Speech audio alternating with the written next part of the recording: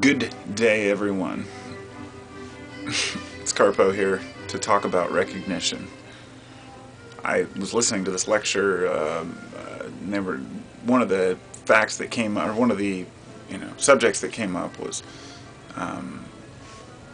the idea. We were studying Heracles and some of the more ancient theories and philosophies. And the idea that he spoke against folks who want knowledge and education for the recognition. And it's an aspect I've considered, but I never really expounded on or deeply thought about.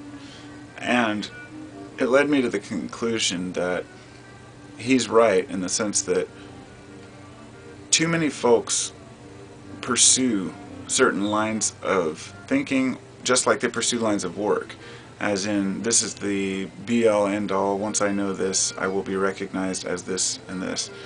And the funny thing is, if you look through history, most of the many of the more famous people and characters in history, more important figures, were not famous during their time.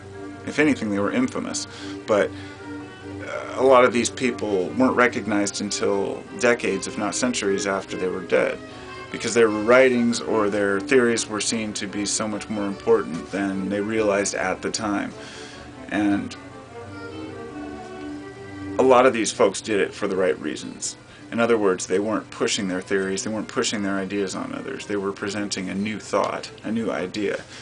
You know, Copernicus, when he presented the telescope to the bishops, they looked through it, and he said, look, you can see the craters on the moon. So they observed, they looked through the telescope, and he asked this one, I don't remember what it was, this one bishop to look through his telescope to show him that there were craters on the moon.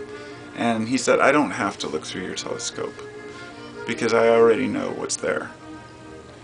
And he said that if you're seeing things on the moon that aren't really there, the fault is in your instrument. And I think this is a very important part of history, a very important fact, that the church ignored the telescope because it went against what they already knew. In other words, they were so prideful in the knowledge that they'd obtained. They wanted to be recognized for that and did not want to be called into question. And this happens in day-to-day life with person to person, where somebody will present something to a friend or a family member, a truth that they are trying to present. The person resists that truth, not because they don't believe it, but because they're afraid that if they do admit it, then they're going to let their guard down and they'll lose their pride. And this goes back to what I've said about being wrong and admitting when you're wrong. But in the same sense, when you're right, no one has the right to be prideful, because often these rights are found to be wrong later.